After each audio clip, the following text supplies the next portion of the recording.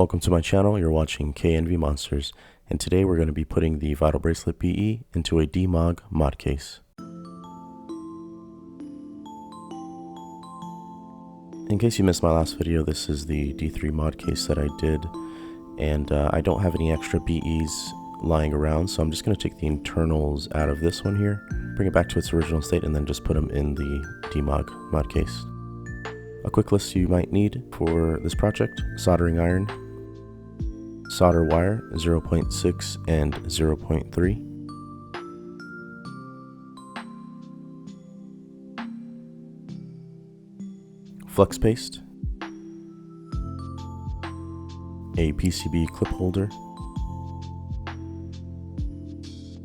an X-Acto type knife, some electrical wire, white reflective tape, USB charge port female, some resistors, some switch buttons. You're going to need the actual 3D printed case under D-Mog, and the custom printed PCB that we're going to be using for this video today.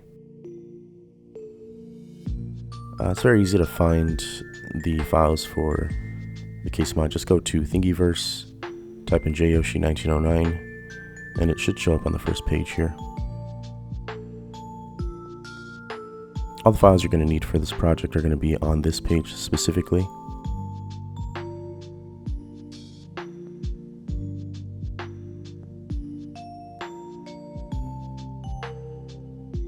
So you just download the files for the 3D print case mod, and then you're going to find the file for the PCB right here under this Google Drive.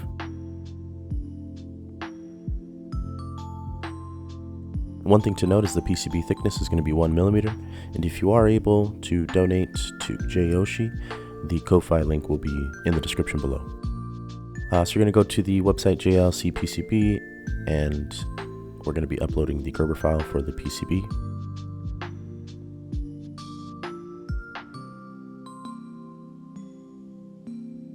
Make sure to select the thickness to 1.0.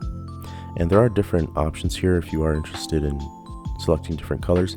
It does change the price a little bit depending on the color, so just be sure to look out for that. Once you're done ordering the PCB, then you're going to go over to JLC 3DP, and we're going to be uploading the 3D files needed for the D-Mog case. When you open the file list here, there are a couple options, but I'm going to let you know what options are the most viable depending on what kind of case you want. For the shell and shell hide, basically the thickness of the back is just a little bit thicker, so it hides the internals better. But yeah, select one of the shells, and you don't have to select the first button that I have selected up top here. Just select the button array version 2 and the frame array and the card plug array. Also too, don't forget to select the bottom STL as well. Once you upload the files, it should look like this. And again, for the resin that you're going to be choosing, you can choose whatever you want, but I usually just go with 8001 translucent because I like the rough texture. And then also be sure to select DIY toy for the product description as well. The total price for the selection of materials, $2.94. With the shipping, I believe Global Standard Line Direct is going to be about $1.90 for the shipping. One thing I want to make mention is once you order the parts, JLC3DP is going to be emailing you saying the thickness is too small for some of the parts. Just let them know that you want to proceed with the order, and they will go ahead and proceed with it. So this part's going to be a little bit different depending on your situation. Again, I don't have an extra BE laying around, so I have to take out the internals from the D3 mod I did last week and bring it back to its original form in order to use it for the D-Mog case. If you have a BE and you don't know how to take out the internals, I will have a link in the description below of a video I made on how to remove the internals for the Vital Bracelet BE. Okay, so this is everything out of the case, and what I'm going to do next is detach the D3 PCB from the Vital Bracelet motherboard. Very simple to do. You just resolder the solder points again and take off the wire. It's really not too hard to do.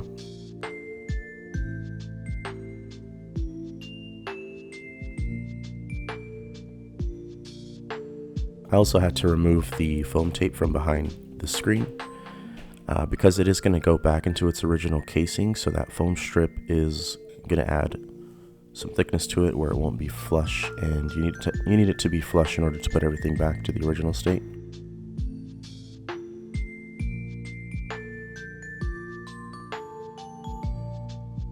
Alright, so this is everything back to its original state. It's a little messed up, but it's kind of the price you pay when modifying your devices. And this is the PCB that I ordered, so we're going to go ahead and get this ready to solder on the USB port, the resistors, and also the buttons.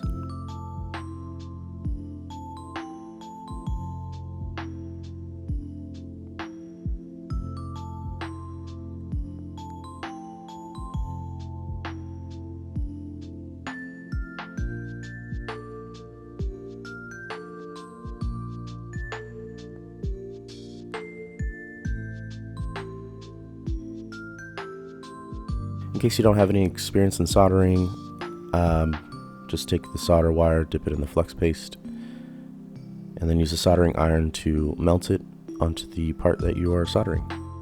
If you're not too comfortable with soldering, there are some tutorials on YouTube that you could definitely look up. Might give you a little bit more confidence going into this project, just depending on your experience.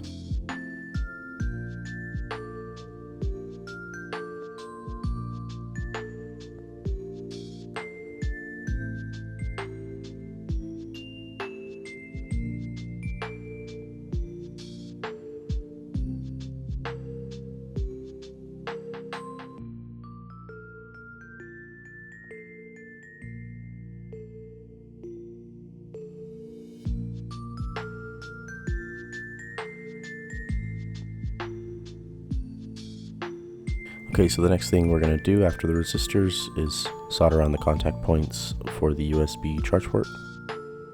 Very simple. I recommend starting with the outside. Once you have one solder point connected, you could release the PCB clip from the actual part and then just hold it from the PCB instead.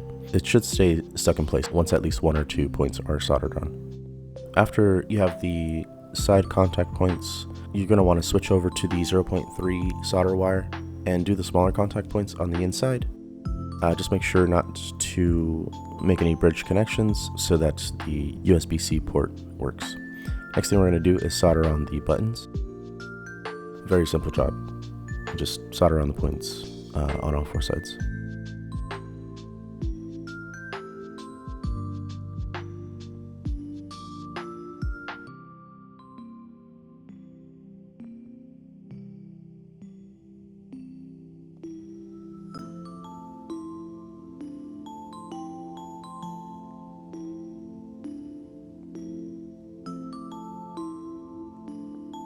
So that's what it should look like when all of the parts are soldered on to the PCB board.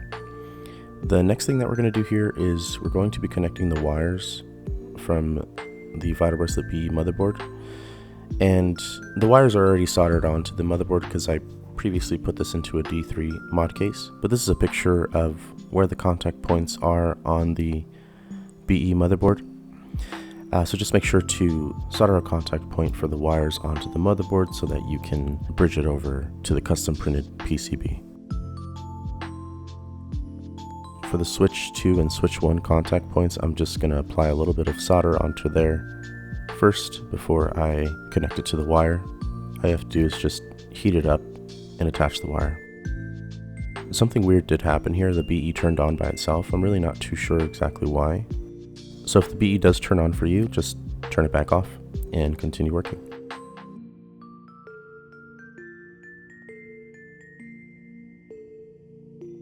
Okay, so this is what it should look like when you've got the wires connected to the PCB. And I wanted to do some testing with the buttons. For the bottom button, it wasn't really doing anything. For the confirm button, it was not working. So I needed to do a little bit of investigating here and kind of just test what's going on. But just to make things a little bit easier for you guys, I will go ahead and explain what the issue is here. So the BE turns on and the top button does work. So there's definitely something wrong that I wasn't aware of.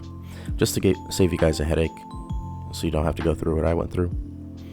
The J1 and J2 contact points in this picture here have a red color on them. I didn't know exactly what that meant, but after doing some research, I basically found out you need to apply some solder to those points there, bridge them over, and that should fix the issue. I'm testing the confirm button again, and the BE does turn on, and it should be working correctly now. So going back to the testing, top button works fine. And now we've got the confirm button working properly as well. Once you're done with all that, the next thing to do here is to start fitting everything into the case. And on the front of the BE motherboard, that top casing for the screen just goes attached to it, and then you're going to want to slide in that casing into the front part of the screen where it should be showing. It's a little finicky at first, but you kind of get the hang of it.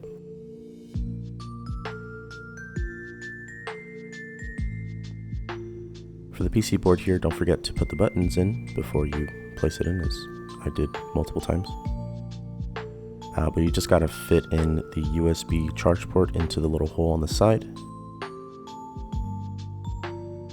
just like so. There's a little opening for a screw there. You just got to screw in one of the size 6 screws, and it should look like so.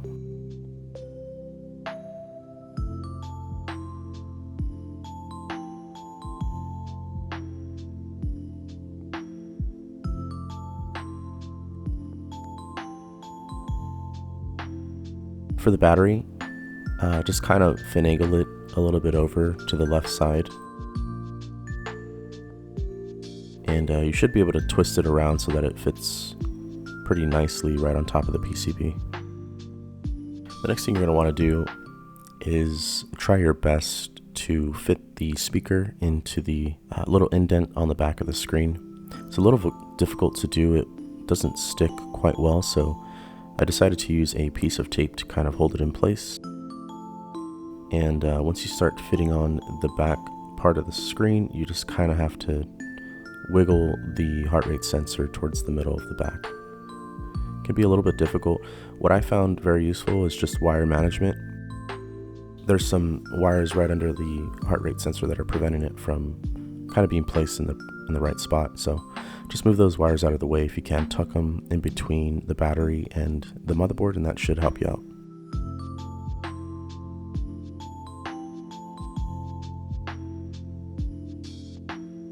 Once you have the back of the case on, you're going to want to screw in the screws from the Vital Bracelet case. And as shown in the picture right here, the screws are the ones that hold the case together. I was using the wrong screws at first, so I found that out later. Also too, please be careful of the soldering iron. I cooked my pinky by accident.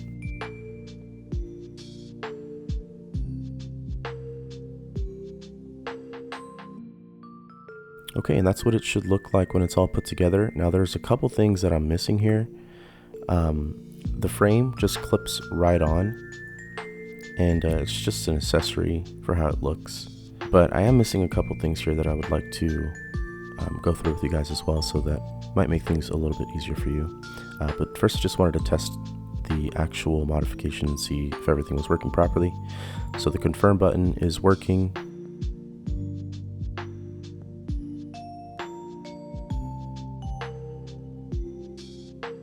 We just woke up Jellymon, so that means that the top button is also working. Also too, the keychain that I use, I kind of stole it from my wife from her Victoria's Secret wallet. It looks really nice.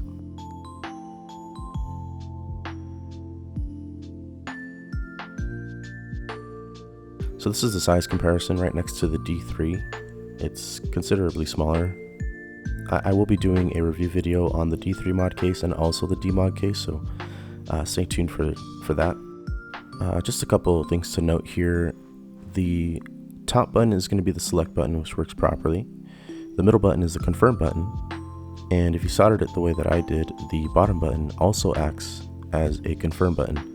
Now there is a mod you can download to make that a one-click battle initiator, but I don't really care too much for that, so I'm fine with having two confirm buttons as long as the buttons are working and it clicks properly. For the side where the SD charge port is, you're going to want to make sure that you have the SD card bracket there so that it fits nicely inside of the case whenever you're putting the SD card in. A couple things that I forgot to do. One, add a protective plastic screen right behind that front part in front of the screen. So I took everything apart and kind of re-put everything in. First thing I did was I rearranged some wires in the back just to make the heart rate sensor kind of fit better. It doesn't fit perfectly right there, as you can see, but it does fit and it does operate correctly. Also too, for the side port, I went ahead and put that bracket in, and it should look like so, which will make things a lot easier whenever you're inputting a DIMM into the case. And the SD cover here is one of the parts you're going to be ordering from the 3D print company. So that's what it should look like. And I could be wrong, but I believe the D-Mog stands for the Digimon Original case, basically. So they're very similar.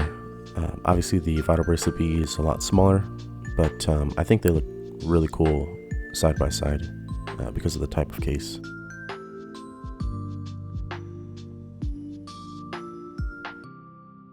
So yeah, that is my tutorial on the D-Mog case mod for the Vital Bracelet BE. Thank you guys very much for watching. Please don't forget to like and subscribe. If you like this type of content, please leave a comment down below and let me know. And I will be coming out with a couple reviews on the case mods soon. So stay tuned for those, and I'll see you guys in the next one. Peace.